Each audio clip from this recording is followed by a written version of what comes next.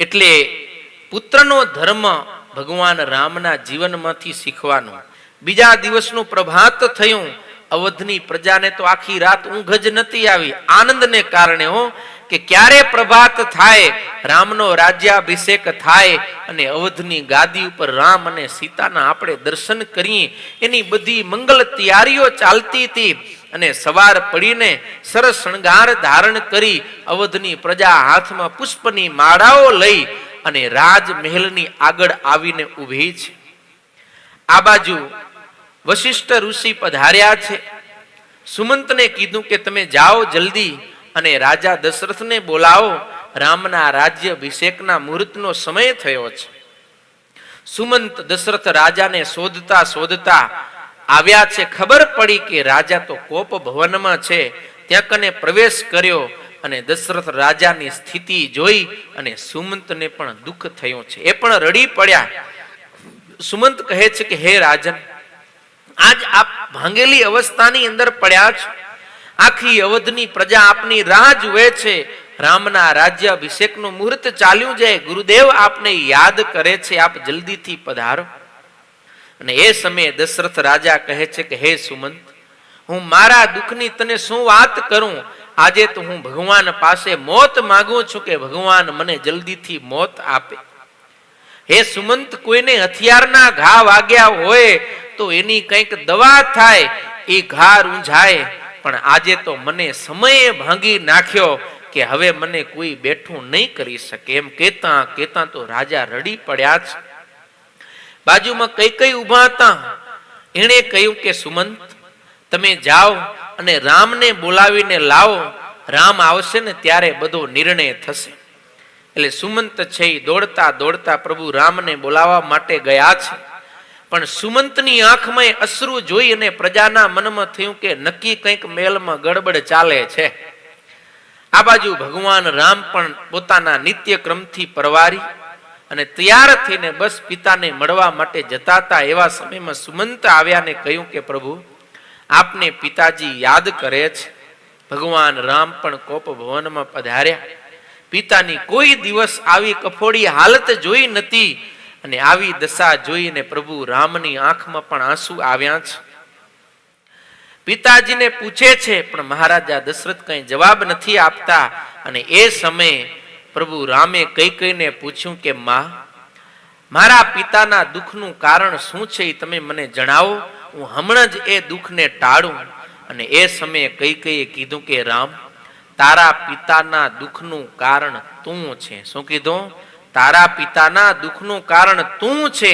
અને આટલા શબ્દ જ્યાં સાંભળ્યા ને ભગવાન રામ તો ધ્રુજી ઉઠ્યા હો કે મારા પિતાના દુઃખનું કારણ હું છું. શ્વાસ અદ્ધર ચડી ગયો અને કીધું કે માં, જો હું મારા પિતાના દુઃખનું કારણ હું ને તો હું અત્યારે જ સરયુમાં પડી અને ડૂબીને મરી જાઉં.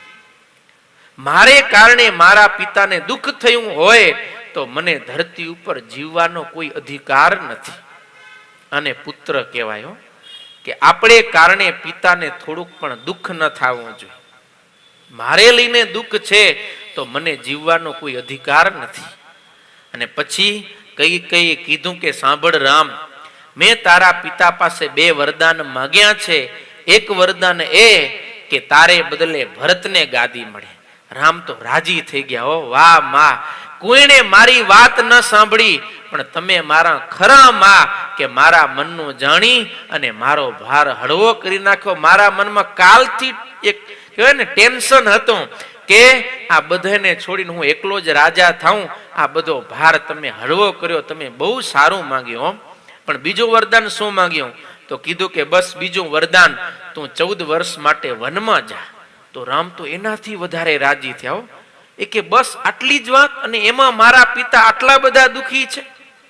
દશરથ રાજાના મનમાં થયું, ઓહો, જો તો ખરા રામને આવડું મોટું દુઃખ માથે આવી પડ્યું પણ કેટલું સહજતાથી બસ આટલી જ વાત અને એમાં મારા પિતાશ્રી આટલા દુખી છે.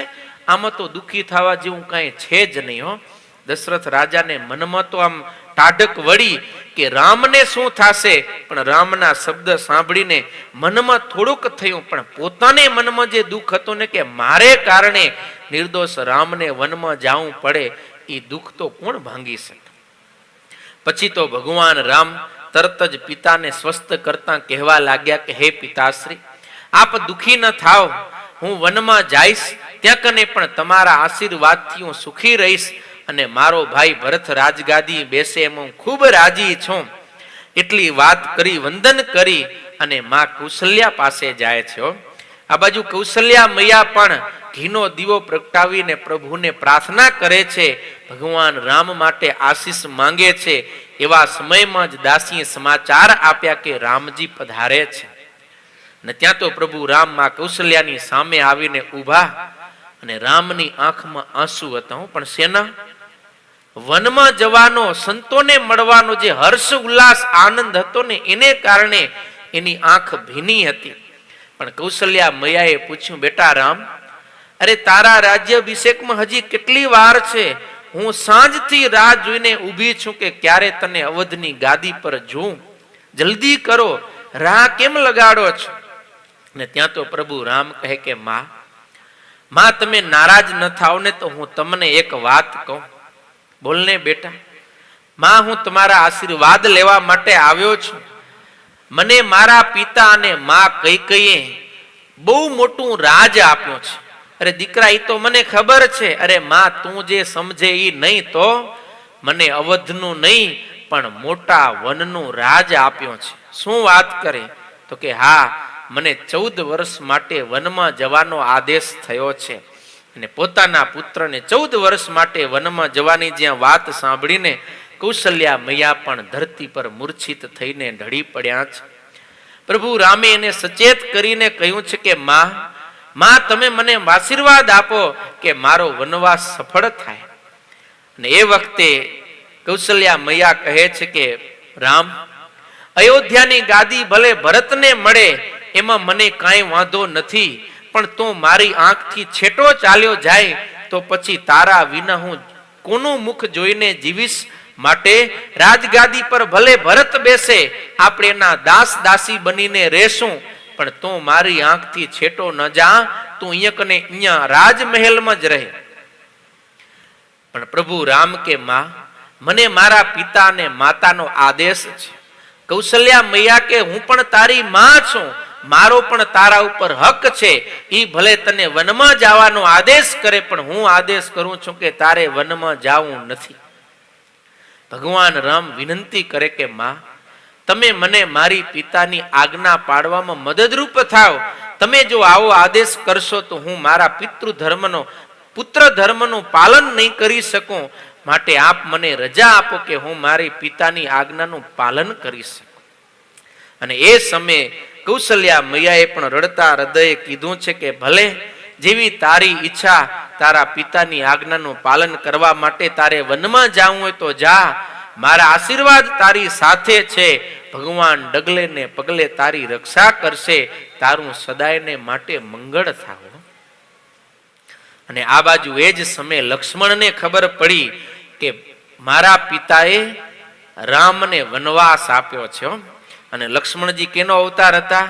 શેષ નારાયણનો. ક્રોધ ચડી ગયો, હાથમાં ધનુષને બાણ લઈ લીધું, ભૂઆ ફૂઆ થાતા આવ્યા અને ભગવાન રામ પાસે આવીને કે ભ્રાતાશ્રી, મને આજ્ઞા આપો, હમણાં જ બાણ વડે તમારા રાજ્ય અભિષેકની અંદર વિઘ્ન કરનાર રાજા દશરથને વિંધી નાખો.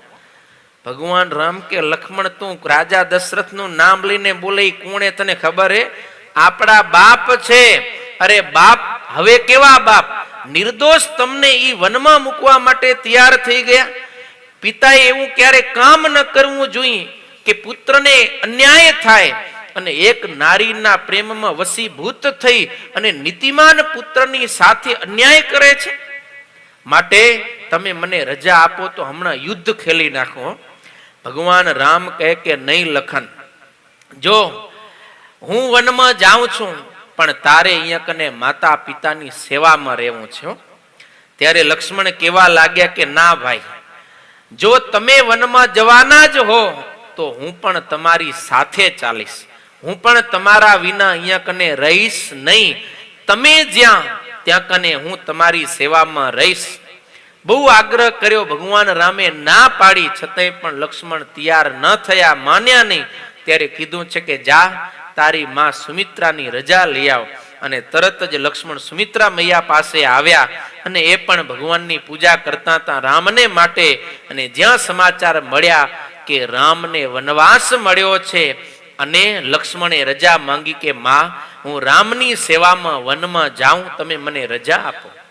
ત્યારે સુમિત્રા મૈયાને એક વાતનું દુઃખ થયું કે પ્રભુ રામને વનવાસ મળ્યો, પણ એ વાતનો અતિ આનંદ થયો કે રામને વનવાસ મળ્યો, લક્ષ્મણને નતો મળ્યો, છતાંય પણ મારો પુત્ર એના મોટા ભાઈની સેવામાં જવા માટે તૈયાર થયો. એ વાતનો મનની અંદર હર્ષ થયો. લક્ષ્મણજી આવ્યા અને આ બાજુ સીતાને જ્યારે ખબર પડી તો સીતાજી પણ દોડતા દોડતા આવ્યા અને કહે છે કે હે દેવ, હું પણ તમારી સાથે વનમાં ચાલીશ. ત્યારે પ્રભુ રામ ના પાડે છે કે દેવી, વનવાસ મને મળ્યો છે, તમને નથી મળ્યો, માટે આપ રાજમહેલમાં રહી માતા પિતાની સેવા કરો. કૌશલ્યા મૈયા સમજાવવા લાગે કે દીકરી, હું તારા મા બાપને શું જવાબ આપીશ કે રાજમહેલની અંદર ઉછરેલી દીકરી જ્યારે સાસરે મૂકી તો હાંચવી ન શકે અને વનમાં મૂકી દીધી. તારા મા બાપને હું મોં નહીં બતાવી શકું, માટે બેટા તું જંગલમાં ન જા. બહુ સમજાવ્યા. ત્યારે સીતાજીએ કીધું કે માં, તમે જ કીધું ને કે પરણીને અહીંયા આવી તો હું રામને પરણીતી, હું આ રાજમહેલને પરણી નથી, માટે જ્યાં રામ ત્યાં સીતા. રામ વિના હું આ રાજમહેલમાં રહીશ ને તોય મને સુખ નહીં થાય, અને રામની સાથે જંગલના ઝૂંપડામાં રહીશ ને તોય હું સુખી રહીશ, માટે મને મારા પતિવ્રતા ધર્મનું પાલન કરવાની રજા આપો કે હું મારા પતિની સેવામાં રહું. ત્યારે કૌશલ્યા મૈયા પણ ના ન પાડી શક્યા, પ્રભુ રામ પણ ના પાડી શક્યા, એટલે સીતાજી પણ રામની સાથે વનમાં જવા માટે તૈયાર થયા. આમ કેવું દ્રશ્ય હશે તમે કલ્પના કર. વનવાસ માત્ર ખાલી કેને મળ્યો છે? રામને. પણ લક્ષ્મણ એની સાથે જંગલમાં જવા માટે તૈયાર થઈ ગયા, સીતાજી તૈયાર થઈ ગયા. આ એક આદર્શ પરિવાર, સુખી પરિવાર કેવો હોય ને એ દશરથ રાજાના પરિવારમાંથી શીખવા જેવું છે. ભગવાન રામે કોઈ ગુનો નતો કર્યો અને બધી રીતે યોગ્ય હતા, છતાંય પણ એને વનવાસ મળ્યો ને તો સહર્ષ પિતાનું વચન સ્વીકારી લીધું. લક્ષ્મણજી એની સામે પડ્યા અને ના પાડી કે આપણે કઈ વનમાં જવું નથી, લડીને યુદ્ધ કરીને રાજગાદી લેશું.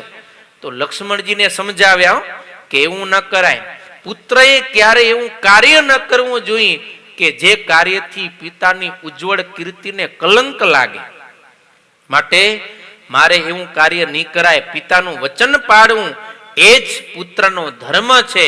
એમ કહી અને પ્રભુ રામ જંગલમાં જવા માટે તૈયાર થયા. અને એટલા માટે જ એ ભગવાન છે ને બધાના હૃદયની અંદર પોતાનું રાજ્ય સિંહાસન સ્થાપી શક્યા. અને જો એ યુદ્ધ કરીને તેદી રાજગાદી ઉપર બેઠા હોત તો અવધની પ્રજાને પણ એ રામ પ્રત્યે એવો ભાવ રહેત નહીં. અને આજે આપણે સુખી રામ રાજ્યની વાતો કરીને એવી વાતો ન થાત. એટલે જનજનના નાયક બની શક્યા જો પિતાનું વચન પાડ્યું તો. એટલે પુત્રનો ધર્મ ભગવાન રામના જીવનમાંથી શીખવાનું.